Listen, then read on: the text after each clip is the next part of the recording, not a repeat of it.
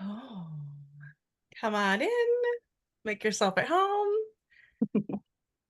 Here's our Brooksian camper right now. So, as you all are flowing into the webinar, into the class, let's call it a class. Webinar feels like meh. If you've been to any of the shows so far this week, or you've listened to the replays, will you pop one of your favorite tips or takeaways into the chat? So on your Zoom, you should have a chat there. You are muted, but at the end of our session, you're going to have an opportunity to hop on and ask questions of Brooksanne. You can also put them in the chat as you go. My friend Amanda is here and she's going to kind of woman the chat for us. And so pop in there if you will and tell us one of your tips or takeaways that you learned this week, or even just something that maybe your grandmother taught you. I don't know, something that you might have learned for sewing. And we're going to give this just a couple of minutes so that people can come in before we begin. Roxanne, what about you? What's one of your, you didn't learn to sew. We're going to get into this in a minute, but you didn't learn to sew from your grandmother. So you probably don't have any tips from her, but do you have any grandmotherly tips? Yes, because so I did not learn to sew from my grandmother, but my grandmother was a professional seamstress. She was a sample maker for J.C. Penney's, Oh, and she loved sewing. And she has four daughters. My mom is the oldest of four daughters. She made all their clothes and all their two of them were twins, so they're fun matching outfits and prom dresses and all that. And I guess I mean they appreciated it, but they weren't learning to sew. Like my grandmother was making all the sewing stuff. So none of them learned to sew. But they say and didn't pass it down to me. I wasn't interested in sewing at all growing up. Um, and so it wasn't until I got into college and when I first learned to sew that I was able to connect with my grandmother about it. And she was just she's the type of person who loves to give gifts, but only if it was something that she would want to buy herself. She wants to buy herself something, but she wants to give it to you. And so she loved that I wanted to sew. And so the first year I learned to sew, she bought me the Bernina 1080 that's my only machine I've ever had, except for now I have inherited her industrial machine, but it's out in a shipping container.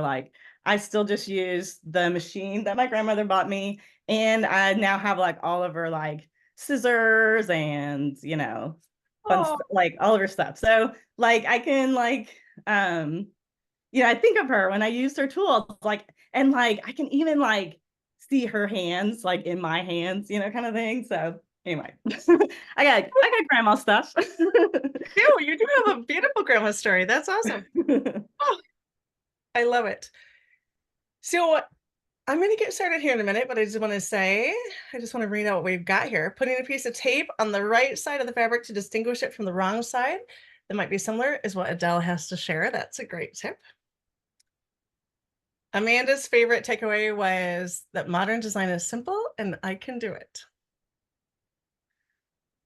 And Morgan says the relationship between you and your clothes you sew can vary.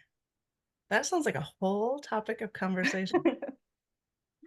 And Carol says, I'm admiring your lace dress. Thank you. I was just telling Brooksanne it's a pretty brand new dress for me. And I'm like, it's a raglan. So I must stand up. No, hold on. So it's a raglan and it's a fit and flare dress, but this is a wool jersey. And then I did the lace and we were talking about how it's got that little combo of both sporty with a raglan sleeve and also a little sexy, I think. Actually, Brooksanne thought so too. That's what I said. I said it's sporty and sexy. You did.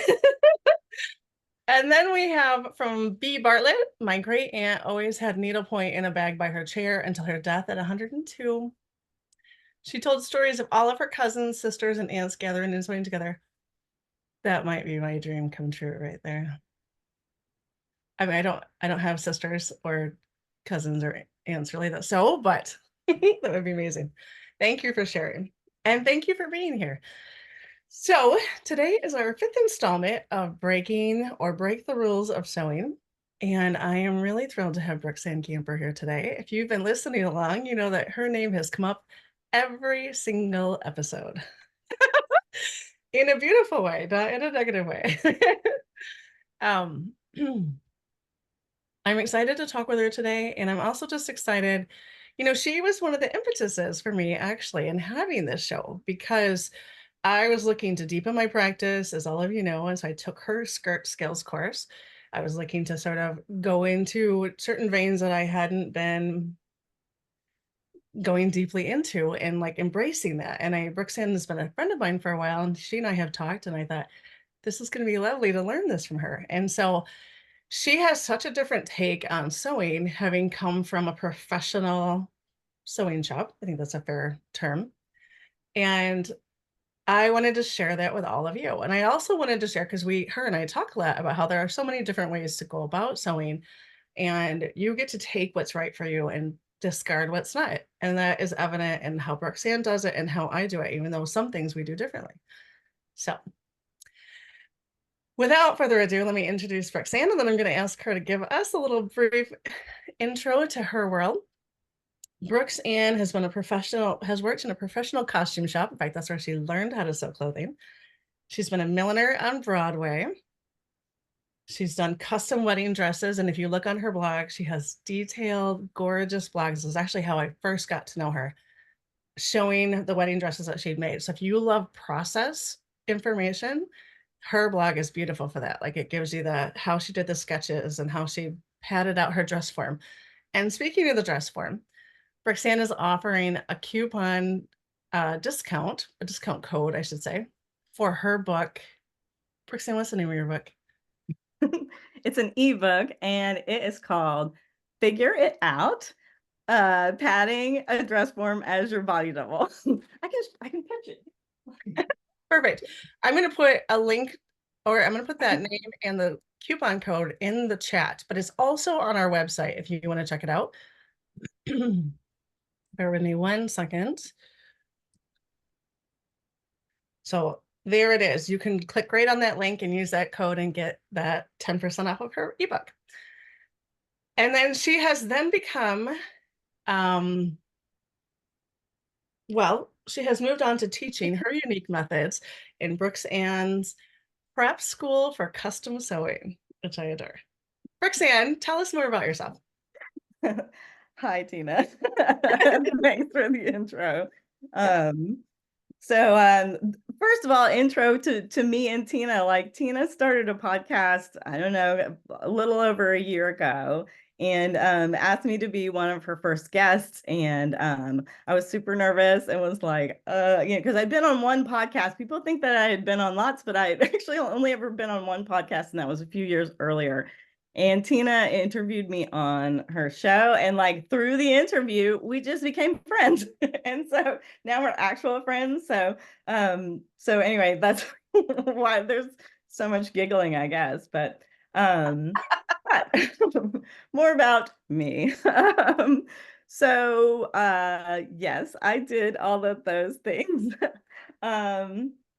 I was thinking like 5 minutes before this call started, I was like, I should go back and read my own blog post because they're gonna ask about this origin story thing. And I'm gonna need to like bone up on my own story. But there is like a whole like 3-part blog series. But here it is in a nutshell.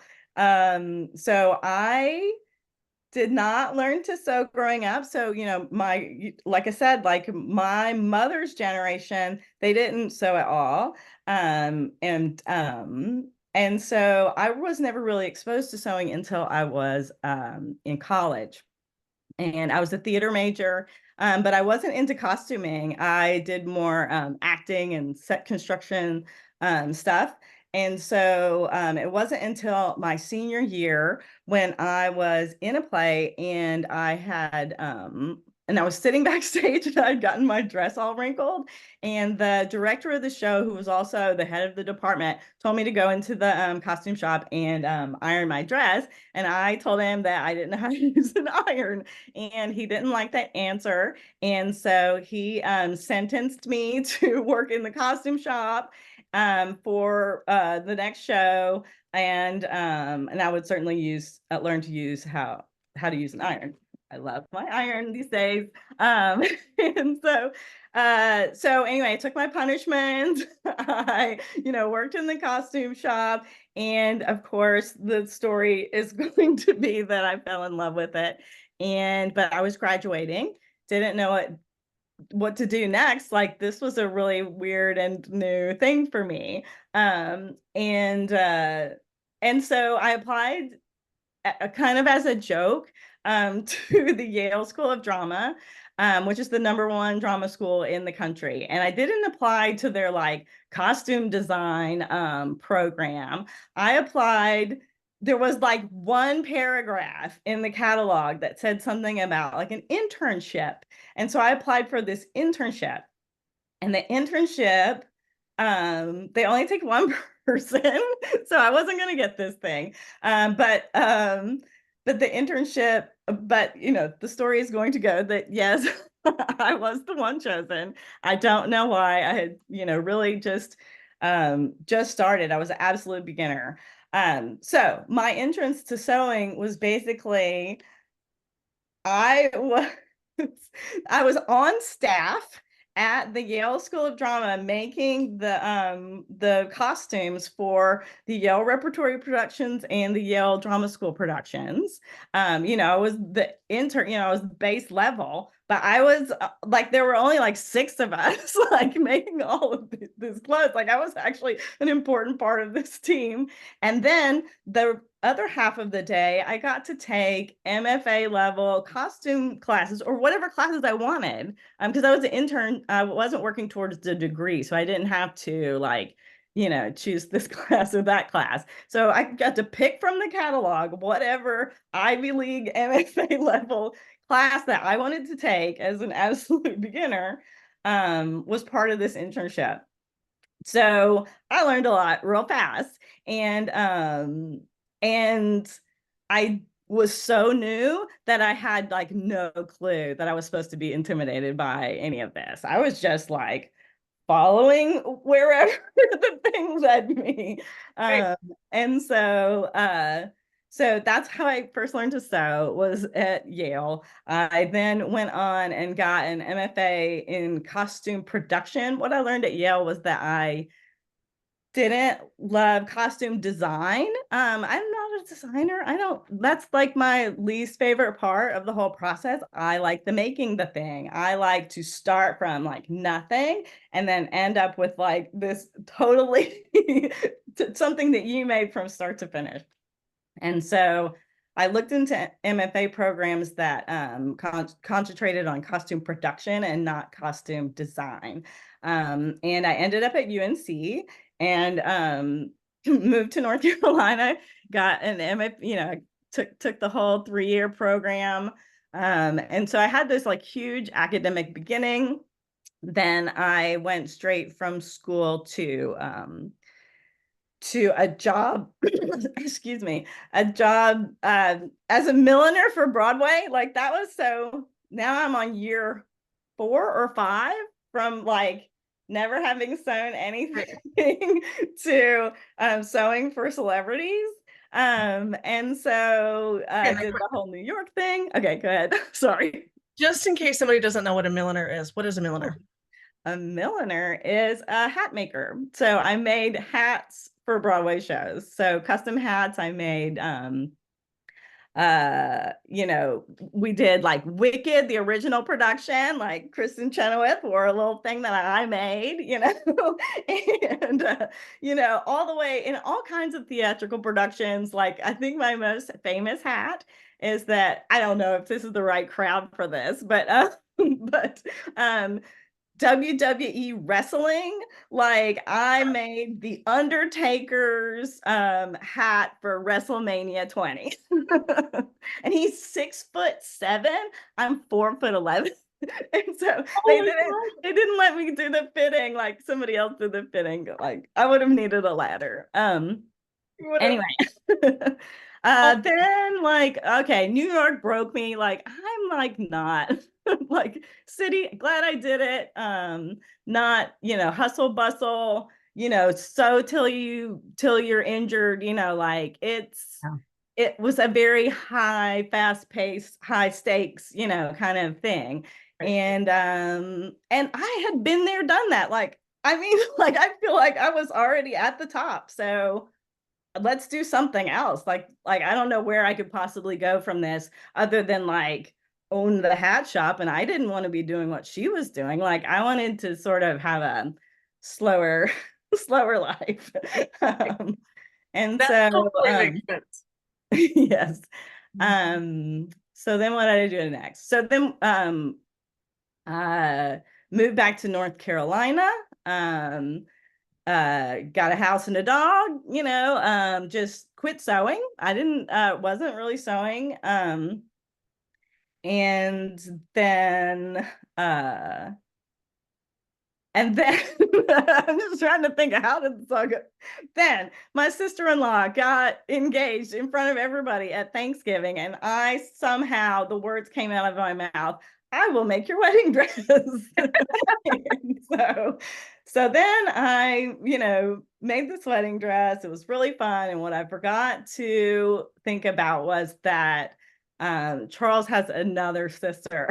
And so then that she got married and got engaged. And so then I had to make her dress. And then Charles and I got engaged and I made my own dress. And it was all kind of just fun that I was doing. I had another DIY job that we may talk about later that I was doing in the meantime. But as far as sewing was concerned, like I was just making these dresses for fun. And what was so fun about it was that I now had no boss, no teacher, no one was grading this, no one was even like expecting anything out of this. Like it was a gift, or for myself.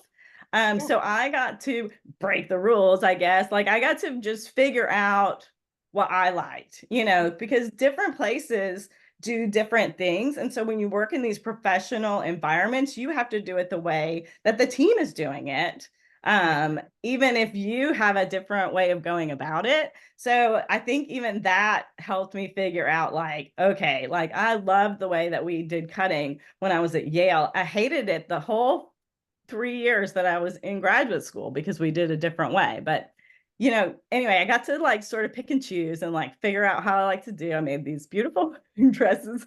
And then at my own wedding, one of the guests, who was the guest of a friend of mine, they got engaged and she asked me if I would make her wedding dress. And I was like, okay, this seems like it's becoming a thing. So I will make your wedding dress if you help me make this a business. And so I started this little wedding dress business just in my house. A little 800 square foot house that my husband's a carpenter. We actually made the sewing room because I told Katie that I would make her wedding dress. Like I didn't have any place to make one. So my gift to Katie was the wedding dress, and her brother's gift was to make the room for me to make the wedding dress. Nice. Um, and so anyway, the wedding dress thing became its own thing. And I'm just making them one at a time, passion projects kind of thing. Like, picking like I'm not gonna make you a white strapless dress. Like it needs to be like some reason that that this experience is going to be like what you're looking for. Like I love the whole specificity of it. So people would just find out about me and I would do, no more than one a season, but usually, one or two a year, while I had a day job. And then but for my own self, like I was blogging the process. So as every wedding dress was being made, I am like documenting like all of the steps and just putting it online, because this started in 2009 was when I started my blog. So there are like 300 posts if anybody wants to follow along, like step by step, how every dress in my portfolio was made. And I think in my mind that was like a marketing thing to attract brides, but brides don't care about sewing. And so I started attracting these home sewing people. And so this was like new to me. Like I had never really thought about. I mean, I guess I knew that there were home sewing patterns and stuff like that. I mean, it wasn't like, but I just hadn't really understood that like people were really doing this, and that there was this whole community about it. And it was right when like Instagram was fun and like all that stuff. And so and blogs, and like I was learning like about this through people's blogs, and I'm like really trying to fit in, because I'm like, this sounds like my people, right? Um and so I got it, but I would start realizing like, I don't know if I fit in, like things that they would say, like I'm trying to like get on board with, like, yeah, yeah. And then I'm like, wait, no, why? Why would you do that? Like, no, that's not that's not helpful. Like, or things like that, like, or just like confused. Like it's not how I learned to sew. Right. And so I was so I I tried a commercial pattern. Like I got one, and I was like so excited, and I opened it up, and I was like, nope, like not for me. So that was when I started thinking like I have to like let people know that there's another way. And so that was when I started teaching in 2014. I sort of quit my day job while my husband was on vacation, and so I had to come up with another idea before he came home. And so I took a 6-week e-course on how to make a 6-week e-course. This was back in 2013, before the Zoom boom, before there were all these Thinkifics or whatever. And I started Skirt Skills, and then I've just been growing from there and teaching people and all this kind of stuff. So I guess that gets me to present day. We should probably talk about something else. It does. No, listen, I knew when I said, Brooksand, tell me your story. I knew we couldn't keep it real tight, because like you have so much in your background and you're such a lovely storyteller that it's beautiful. So I'm like, Well, that was pretty quick though. yes, it totally was. I agree. I'm giving you props for that, for sure. So tell us then, so now you're teaching, and you teach Skirt Skills, and you've got your tops class, and you've got Smarty Pants, and those are both, you need Skirt Skills as a prerequisite to do both of those classes, but you're teaching people to draft from scratch. But not just that, because like I learned how to draft 10 years ago, 15 years ago, from various different sources. Your course includes more than just drafting. It has that, and it has some really unique ways of going about getting your good measurements from your body. But you also teach some tips that I don't utilize, but when I do, or when I took your course, they made me feel like I felt like I could be in a movie, like a dressmaker's kind of movie, because I was like doing it. Do you know what I mean? Does that make any sense? So I wonder, I Yeah, don't know the if you know what fun I'm talking stuff. about. Right. I felt like it elevated my practice into this space that felt really good. And it feels like there's a slowing down to all the processes of it. And the things that we often as home sewists like rush through, or like, ah, this is going to take time. I don't want to do that.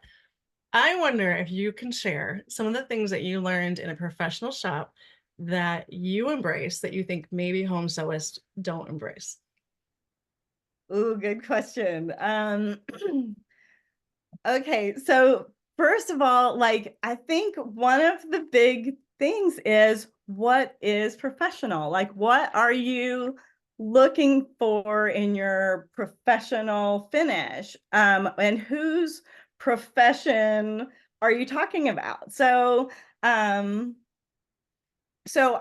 make and always have made one of a kind garments made for a specific individual. So that's the difference between, a fashion education and a costume education for me. I don't really care about theater. I'm not going to go see the play. But I like that it's for like an individual, it's like a one-off thing, and that the design is supposed to like tell you something about the character of the person, rather than like the fashion where it's like we're trying to mass manufacture something to fit the most people possible. Like it's a widespread look versus like a singular look. And Right. so I and other people who so like me are one kind of profession, and then there are like the clothing manufacturers or the like factory workers, and that's a different kind of profession. And I feel like home sewers are often striving for that factory finish, Mhm. when they could never be a factory. A factory is one garment is not made by one person from start to finish. It's made by many people who are doing the same thing over and over and using specialty machines. Like, it's cool to, like that's a cool process, and it's Right. cool to like want to sort of strive for some of those looks where it looks like I've done this 100 times and I know how to put in this zipper or whatever.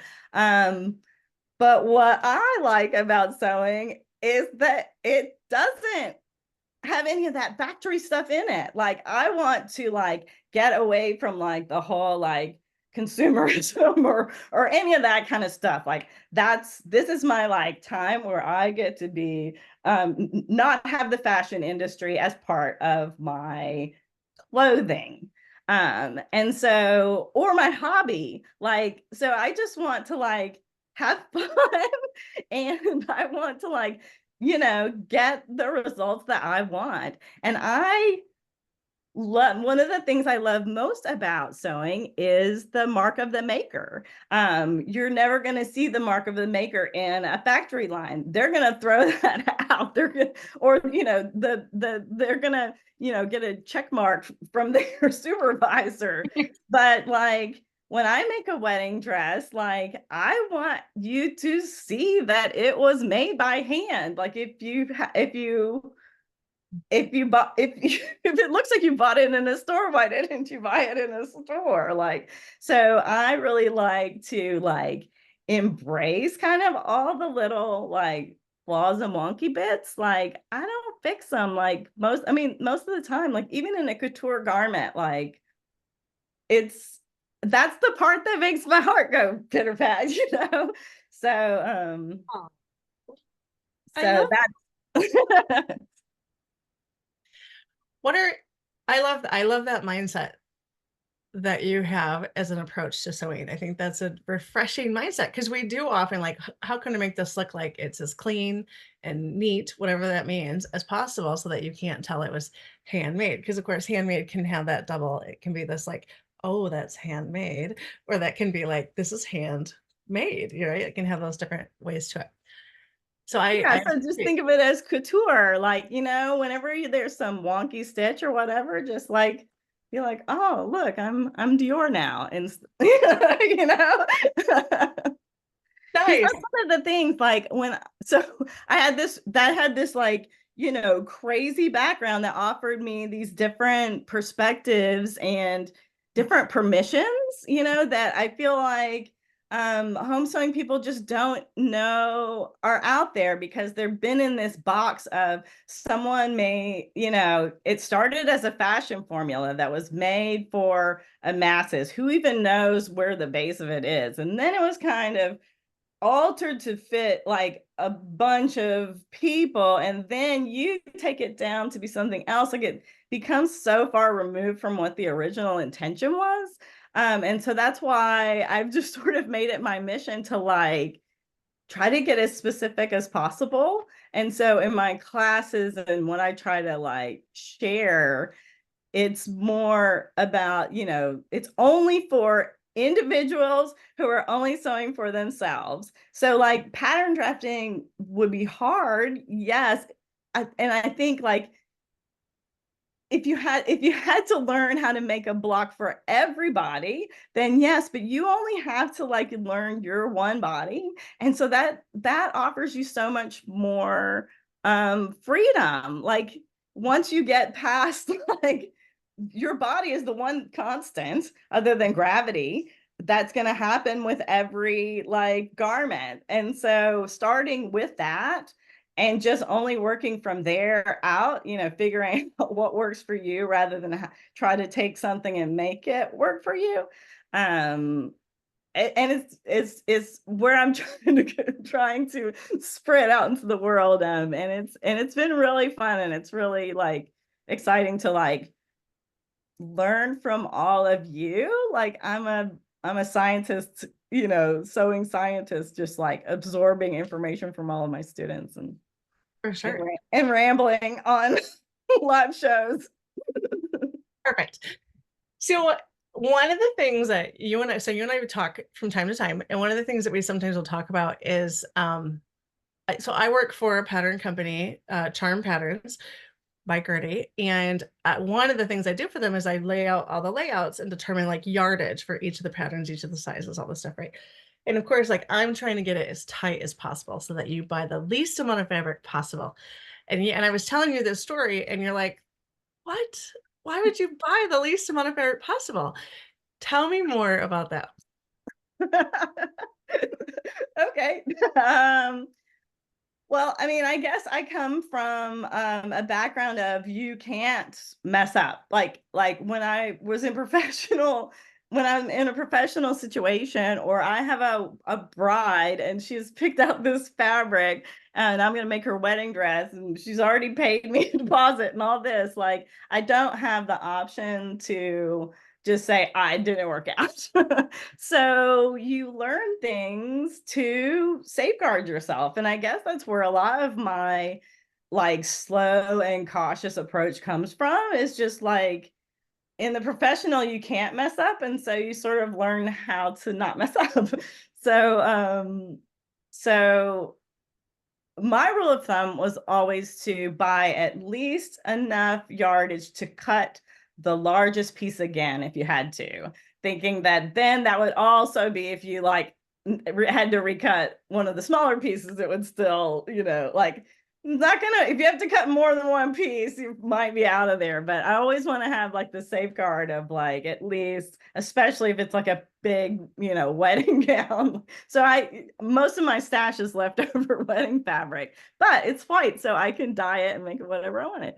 And then but then I also use that. I use all of that. Like I want to learn, every fabric is different, and how the same garment made out of two different fabrics will also fit you different. And so there's like always this testing phase to like learn to listen to the fabric. Like I think that's kind of like my favorite part of sewing, is that like you're like learning what the fabric wants you to do with it. And so like I don't make decisions about finishes or anything like that until I get to finishing, because like I'm not there yet and I don't know where this is going to take me.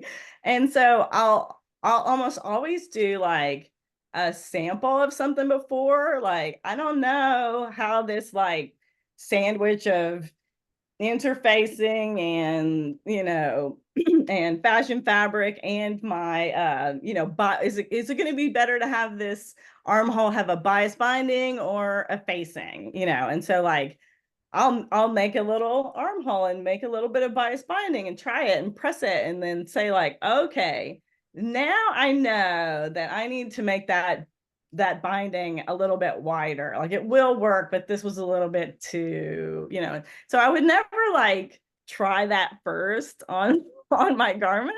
I would always just like, I like all the little bits and bobs. Like I'm a messy, scrappy kind of sewing person. Like I think people think like, oh, she's a couturier or whatever. She must be like I do, you know, French seams on anything. I do French seams on nothing. You will never see me teach a French seam.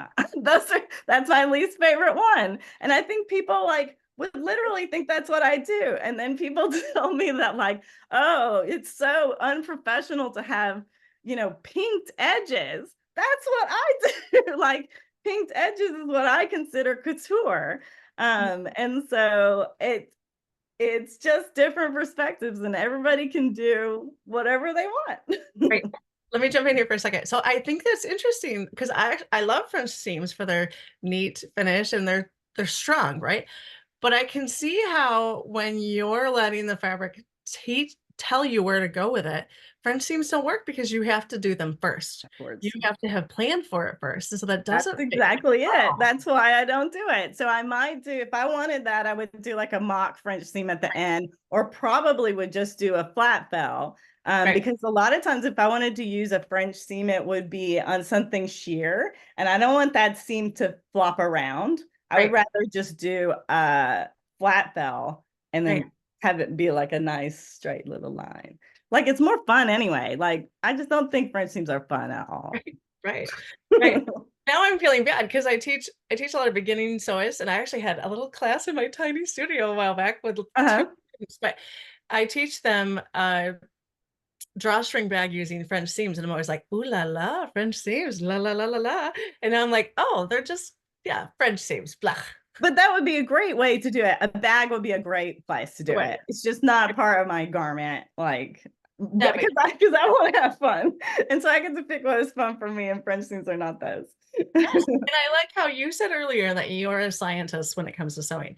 And so when you just mentioned that you're taking your actual fabric and you're making samples, like a small scale kind of sample of a different finish, probably I would guess like to figure out how gathered you might want something, or do you like it with pleats better or gathers? Like you're practicing all of that with your fabric, and you need extra fabric to do that so that you can see like what do you actually like the best. And that's one of your approaches that I want to embrace more of in my own practice, because I think that will, one, I'll feel very cool doing it. But two, I think that that feels like artistry to me. And I'm here for that right now. Yeah, sewing is fun. Like have fun with it. Have fun with the Yeah. whole process. It's not just the pushing through the machine part, and Okay. not just the being at the end part. I guess that's another reason why like I come from it at a different perspective. Like as a professional, I was never keeping the thing. It was always going off to some other destination. And so it wasn't, Mhm. although like of course that, the wedding day is of course like the most thrilling part, but then it like disappears, for me, or becomes a memory, I guess I should say. Oh, And so that I think has helped me like not focus so much on the end. Like if I make something, I mean, everything I make, I would do it a little bit differently, but that's like the fun part too. Like every pattern is just like the mock-up for the next pattern. right. Right. Yeah, that makes total sense. So one of the other things that you teach pretty extensively, and I know you've kind of become known for this, if you will, but you teach it in your course with a sense of like, why not embrace this part of it? And I had to then ask myself, as a knitter, as somebody who loves to hand sew other things, why wouldn't I embrace this part of it? And that is hand sewing in maybe a zipper. Like that was sort of revolutionary to me in your class. And you and I had a conversation not too long ago on how people feel like we have to figure out a way to make our machines do these complicated things, or else we're not good enough of a sewer. Like hand sewing it in is like a cop out. And I want you to talk about that. Yeah, well, I think it comes from that same thing we talked about before. Like, you're never going to see that in a commercial garment. It just wouldn't be possible. But are you striving for something that looked like it came from a store, even a high-end store? Or are you striving to like, uh, have fun or like just get the job done? Like I feel Right. like most of the time like hand sewing once you get past the like inevitable, like, I don't know what I'm doing phase of it, and like get some practice in and start getting kind of good at hand sewing, you will like it will open up like a whole lot of opportunities for you, because there's so many things that you can do with hand sewing that you just can't do with a machine. Like, there are two totally different ways to sew, like the hand sewing needle is one one needle where you put the thread through the top and you poke through the pointy end. The machine actually has two threads. One is going down and it's got the hole at the pointy end, and it's hooking on something else. You always have to have something at the top and the bottom. And I like just kind of get addicted to invisible finishes. So I love to like not be able to see the stitches on the front. I like kind of like everything to be hidden. And like I also just I think I'm too much of a control freak to like give so much power away to this machine. Like, I feel like like it's like I'm limited to this like area that's like this big, and I have to jam this thing over here. Like, what I love about hand sewing, one of the things I love about hand sewing is like is that when you're using a machine, you're pushing the project through, to this little teeny place, and that's literally the size of a needle. But with hand sewing, you have like the whole support of the table, and you're moving your tools instead of the project. And I feel like that just keeps the project from getting overhandled or like stretched out or all that kind of stuff. I think that's, using the table um, is like the table's a really important part of hand sewing. Right. Anyway, I'm just rambling. Yeah, you're not. This is exactly what I want to talk about, because I I definitely have that same, when you and I had that conversation about how people want to try to do every step on the sewing machine, because if they don't, there is a sense of like, I'm not good enough for the sewing machine to make Yes. this ever happen. And you had a really refreshing view to that. Yeah, well, so I started teaching one of the I teach online, just my own courses, but I do teach one in-person class in the summer at Camp Workroom Social, and it's a hand sewing intensive. It's just for garment sewing, and we make a notebook. It's real fun. And like it's always interesting for me to hear from all of my students, because you guys do have such a different perspective. And so that one of the comments I would hear sometimes is like, I thought that if I was hand sewing that I wasn't good enough at the machine to do this. And maybe that is true, and if so, then I am with you. I am not good enough at the machine to want to choose it over, hand sewing. In some instances, I love my machine. I am not someone who is going to sew an entire anything by hand. Like, I've never done that. I think that's another thing that people think, is that like I love hand sewing so much that I sew everything by hand. No, it's a marriage between my hand sewing and machine sewing. It's just a nice little balance. And that's just, again, something I developed for myself. I'm not saying that anyone else will have the same balance as I will. I like that we're all figuring it out. Very much. Roxanne, you and I could talk forever. I know. And it's already been 45 minutes. So before we jump into the questions, so pop your questions into the chat if you don't want to come on live. Before we do that, I do like to ask each of the guests if you have one tip to offer the listeners that might help them elevate, whatever that means for them, elevate their sewing practice. Okay, one tip. Yeah. I think it's just like explore your options. Like, all of these books you see behind me, like none of these have the answers at all. Like, I look through these books and I'm like, nope, nope. Okay, I like that. I like that. No, no, I like that. And so it's all like pick and choose your own adventure. And in that, explore all of your options. Like if you hate doing a certain step, like I've heard from all of your guests that they hate cutting. Cutting is my favorite part, you guys. But I promise I cut differently than most of you do. And it's the same thing. Like find figure out what the problem is and then find an alternative, or mix and match and just make sure you have fun. Because that's the whole part anyway. I think the making part more than the like I'm already done with it part. I love that. Thank you, Roxanne. So speaking of cutting, there is a question here, which I think is a great segue.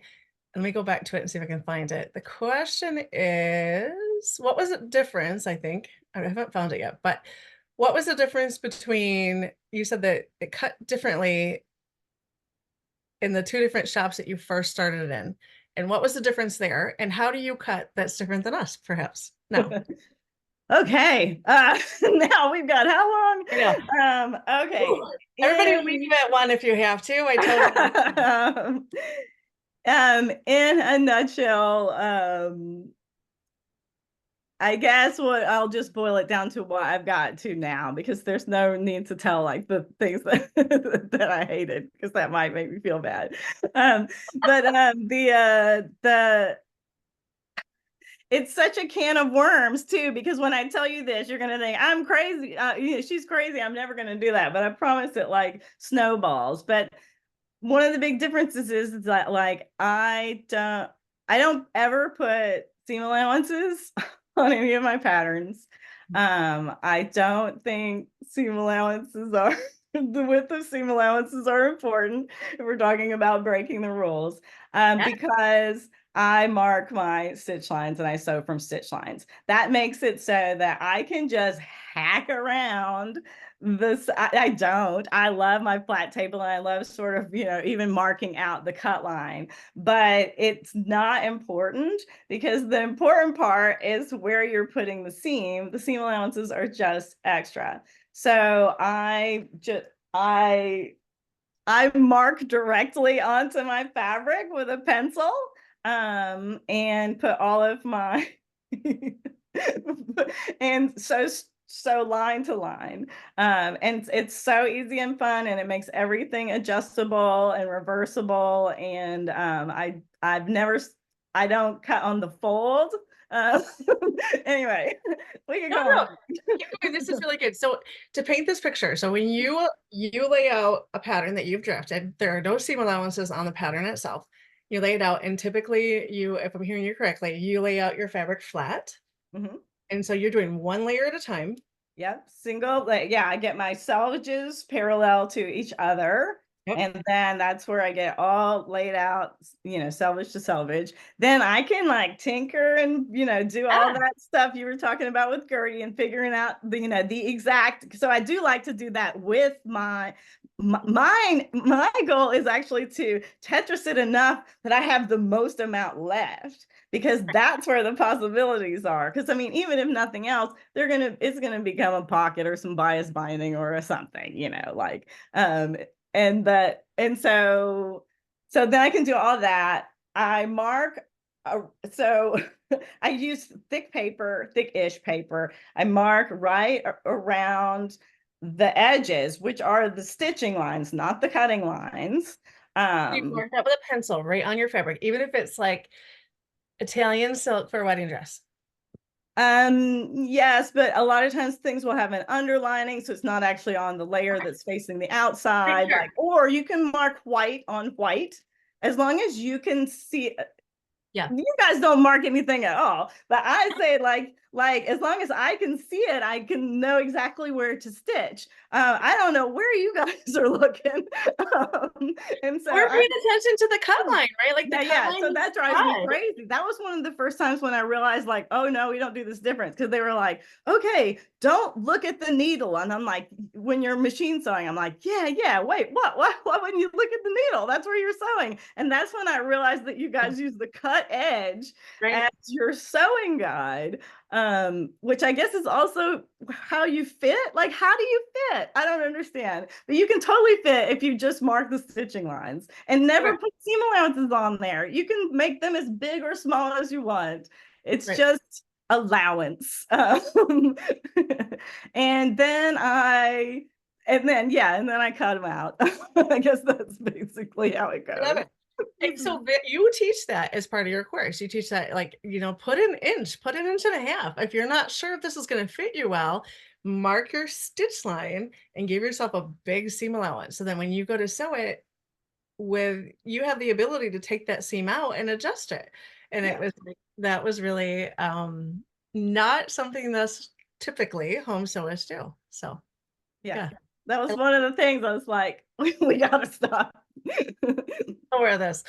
Because you're right. When I teach a class, I'm constantly like, this is like one of my Tina isms when I'm teaching a class. I'm like, your garment's only going to be as good as your cut line because that's what they're following, but like not if they don't. So that was really eye-opening for me in your course, is this idea of give yourself that space to do whatever seam allowance. Yeah, only mark what represents the fit, because Yeah, that's what's important.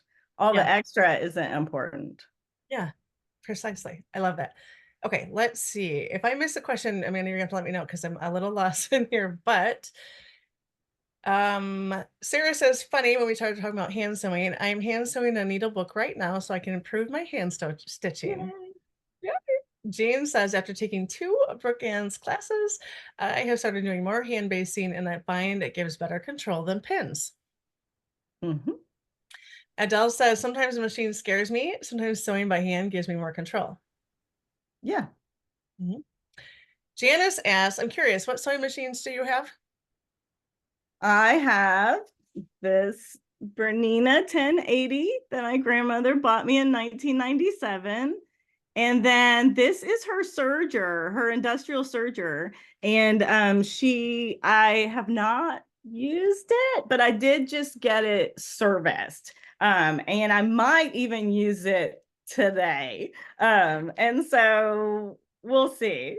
I'm not a serger person, and so it will be a fun experiment. I want to make myself some jeans. And so I think that would be a good place to do the serger, because I usually just like the jeans I have on now are just pinked, and so they're unravelly on the inside, which is fine by me, but I think it might be fun to try my As a grandma. seam finish, right? That's what you're Mhm. looking at, as a seam finish? Yeah. Okay. Are there Right. other ways? No, I sew almost Oh like yeah, yeah. 9% of what I sew are knits. So I use my serger for construction seams because that makes sense with a knit. But like I have found that if I have tried out using the serger for construction seams on a woven, sometimes it'll pull apart. Oh And yeah, I hadn't even thought about doing it for construction seams. no, No, I would again, do we're that done. all because I got to do, my whole rigmarole where I'm like based and stuff and like no. But yeah, as a seam finish on one the out seam only. Like Right. I love it. Kathy says one of the things Brooksand asks a lot in her class is, what are you trying to achieve and what steps do you need to take to get there? I see hand sewing as a way to get the result you want if you aren't able to complete the step well with a machine. Hand sewing isn't less than, it's just a different way to get the result you want. yes. Martha says, when you get the sew shop up and running, will you do hand sewing and cutting classes for the locals? Martha, Maybe. So I know what she's referencing if you don't. So like I moved out into the country. I'm in like a temporary studio. This is the future master bedroom of my house.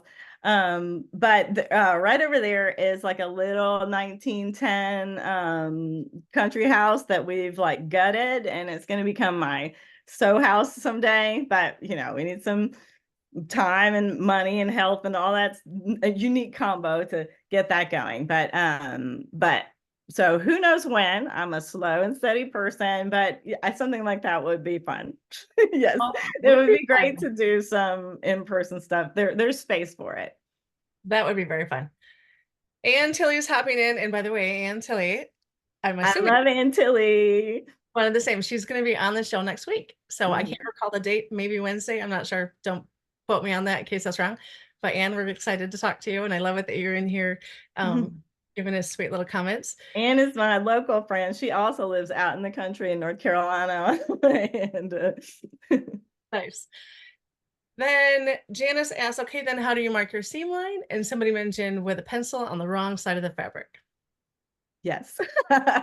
Excellent. I love it that people are like, I know what Brooks End is. I'll just tell And I you. don't want it to wash off. That's the other thing. It's not like a washable marker or anything, because I want to use that line Mhm. throughout the process. Like I want to know, I like seeing, remember, I like seeing the messy stuff on the inside. So like these jeans, I marked them with a ballpoint pen. And if you look inside, you can see some ballpoint pen. I think that's fun. I like looking inside. I do it in my wedding dresses and stuff. There are pencil marks in there because I think that's fun. Like I think it comes from now I'm going on a story, and we No, don't no. have time to tell the Give us story. a story. Give us a story. I think you're good. So one of the things that I think shaped my experience was that very first year when I was at Yale. One of my very first assignments was this field trip where I went with the MFA students. One of my teachers was a curator at the Met Museum, costume, like the white gloves back in the rooms with the lab coats and stuff. Like that's what her job was, and she took us to Wow. go see these clothes, and we got to see actual historical garments. We got to see couture garments, Dior, and my favorite part was when I could see that a human being had made it. Like that's why they're in a museum. And so I sort of see all the handmade details as museum quality, and not as I didn't know how to jam the thing through the machine in quite the exact way. Yeah. I So like the museum quality aspect about it. That sounds good. yeah. Very nice.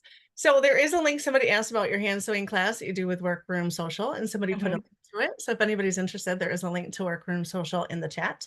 You can check that out. And any other questions? My gosh, are we gonna be done before time? That doesn't seem possible. We can still talk.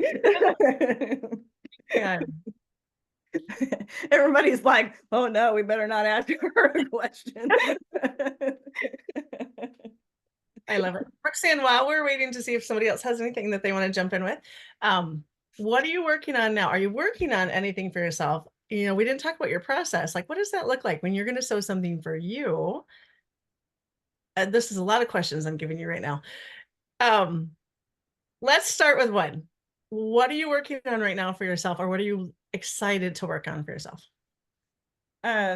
Yes. So I spent a lot of my time working on my classes and making new classes and all that kind of stuff. And in some ways that is for myself, because that's the fun part is learning new things and inventing new, drafting systems and all that kind of stuff. But I am desperately wanting to make another pair of jeans, because I have one pair of jeans that I wear every single day. And and I've already got the pattern ready. I've already got it's all washed. The denim, Workroom Social denim, is all washed and ready to cut. And so after all this talk about cutting today, I think that is probably what I'll do with my afternoon, even though I'm supposed to be writing an article for Threads magazine, which is due on Monday. Exactly. Oh, the questions are coming hot and heavy now. Hold on. Oh no. So, okay, let's see. Kathy says, how's the sleeve class coming along? Oh my gosh, I'm gonna kill you. It's actually going along really great. So I've been putting off a sleeves class since I don't know 2018, because sleeves are hard, and I just have literally used a template for every set and sleeve that I've made. And that's not what I teach. I teach people how to make things where you don't ever reference a template and don't ever reference anything other than your body and your personal preference.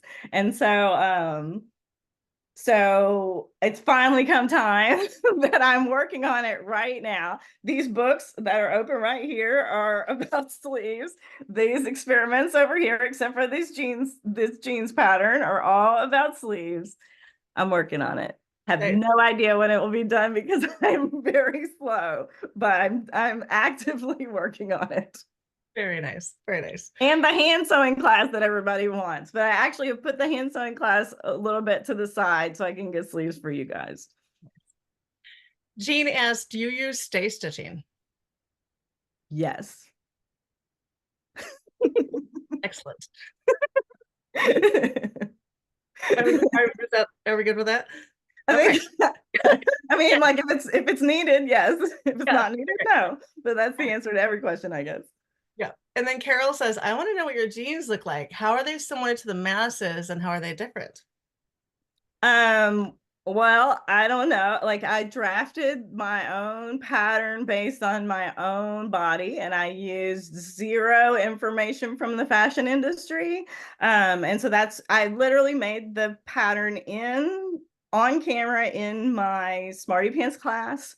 And then what happens after I make like a block, after I make a pattern for my block is that I don't go back and like redraft like a new pocket or a new whatever. I start from the last one, like the jeans that I made from the jeans that I made in, Smarty Pants on camera inspired this other pair of jeans that inspired this other pair of jeans that inspired the pair of jeans that I'm wearing now, that inspired the pair of jeans that I have tweaked the pattern for there. And so I'm just like some are wovens, I mean some are non-stretch, some are stretch. This one I'm going to do a little higher waisted than these, like I just after wearing them for a while I figure out like, oh, you know what I want, so Nice. is there more to that? I forgot what the question was. I think that works. So it's like I think the answer then to that is that you are taking it one step at a time. Oh yeah, that's all you can do. I made this You're pattern creating before the I next even version. moved. I can't remember when I washed the fabric, Yeah, right, right. So then Stephanie, thank you, or Steph, put in a link to your 7-year quest to custom jeans. These are the ones I'm wearing right now. Anyone wants to read about that? I love Yeah. that. Cal Pat, who's on the show today, yay, Hi. says, I think there needs to be a break the rules retreat where we all break each other's rules. And Ooh. Brooks Ann does many things polar opposite to me, and I'd be so fun to teach at the same event. This is so A interesting. duel. Let's have a duel. Exactly. You know what I love about this? So when I talked to Cal, so if you haven't heard the I did. It was great. yeah, it was great. Uh-huh. I love Cal too. I love Brooks and I love Cal. I love you both. But when I was talking to Cal on Monday, I thought, because I know Brooks Ann pretty well too, and I thought, gosh, you guys are so similar. But I can see her talking about the polar opposites as well. So like you guys have a lot Yep. of similar philosophies, but yet your approach is different. And I'm like, that's so interesting. Yeah, it's so fun. And so that's what I'm saying about explore your options. Like do Cal's thing, do Brooke Sands thing, do Tina's thing, do everybody's thing if you can. Like, pick and choose the ones that are interesting to you, but also like break out of that whatever your comfort zone is and like try something like that you might not be ready for yet. Like that's how everything work. Like when I make a wedding dress, like I don't know how this thing is gonna end up, and I am promising someone she's giving me money and trusting her wedding day to me. So I'm just like, okay, I'm gonna figure this out when I get there. So that's the like thrilling part to me. I guess that's the thrilling way to like go slow. It's not so much about the like hit, hit, hit. It's about the like slow ride. Have the time because you have slowed it down enough where you have the time to pivot or shift if you need to, or to make a different choice. Yes. Sometimes we're sewing so fast that you can no longer change it unless you are going to create a whole new garment to do that thing. Yeah, sewing is full of reversible, adjustable processes. And that's what I love about it. Like you can almost, I mean, like there's some stuff you can't come back from, but a lot of times you can change your mind and it never ends up like exactly how you thought it was going to, but it's almost always better. Yeah, yeah, I love that. All right, so we have, if you don't mind, we have a couple more questions. Is that all right? I know we're Okay. after one. Are you good with that? Okay. So Jean asks, talk about how you store your fabric. How I store my fabric. Yep. Um, okay. So here are the leftover bridal fabrics in this bin. And then let's take everybody on a ride. This, let's see if I can get it, are the prints and colors. And that's it. And so I cut in a single layer. I actually never want my fabric to be folded. I kind of get mad, like, because like, like you leave a store and have it like all folded in a bag, because I want it back on the long pole. So I keep everything on poles, and then I have it already ready. I go, I get the fabric, I wash it, I iron it on this beautiful ironing table I have behind me, and roll it onto the roll, and then it's ready for whenever I need it. Um, and uh, and then I just roll it back out to cut, and I can even like roll as I cut, like I can mark everything, roll it up, and then cut later. Um, So this is obviously not just when you first look at it as somebody who doesn't understand what they're seeing. When you first look at it, it's like, oh, you buy all your stuff in a roll of a bolt of some sort, but you actually put it onto those rolls yourself. Where do you get those rolls from? Or the Good question. So, two answers. One is that I just asked the store, like, just go oh, to the store, say, "Do you have any rolls?" Yes, and you come home with them. I've always just gotten them for free, but I've also like made this collection a long time ago, so I don't know like what store policies are now. Um, but the other answer is another weird story. I'll try to be quick. No, it's just that where I used to have my bridal studio when I was in a commercial space, was in an old mill, coned down a mill, and it was right next to a business whose job was to take the fabric from the manufacturer, which comes on these long rolls, because that's how you manufacture fabric flat. You don't manufacture it folded up. So they come from the manufacturer on these rolls. This whole company was just full of giant machines that would fold it up onto these cards, ship it to Hobby Lobby or whatever, and then throw those rolls in the dumpster.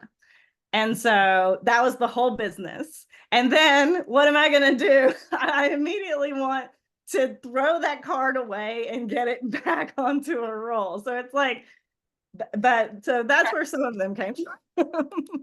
I love it. I love it. Like what a full circle. I love that. I think that's brilliant. Let's see. Janice asks, we have a lot of folks who are jumping in saying, I gotta run. Thank you so much. I had such a lovely time. Bye. Thank you for coming. Janice asks, what hardware do you put on your jeans and where do you source it?